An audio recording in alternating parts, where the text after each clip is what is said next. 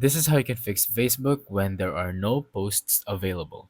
So, this is a problem that a lot of people are currently facing, and it can be because of one of three things. Number one, your Facebook is outdated.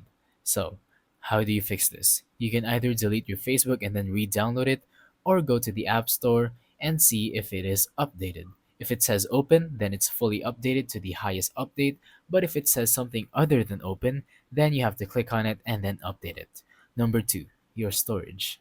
All you have to do is just basically make sure you have enough storage to run basic apps. So make sure you have at least 1 GB free of storage so that you can run apps perfectly, like Facebook. And number three is that you might be banned or maybe just suspended. If a suspended account tries to open Facebook, or if a banned account tries to open Facebook, they won't be able to see any kind of posts or they won't be able to post anything. So, yeah, it can be either three of those things. Either your Facebook is outdated, or your mobile phone is low on storage, or you are suspended or banned. So, that's about it for this video. Thank you for watching. Don't forget to leave a like, subscribe, and let us know in the comments down below if the tutorial worked or if you have any questions. Thank you and goodbye.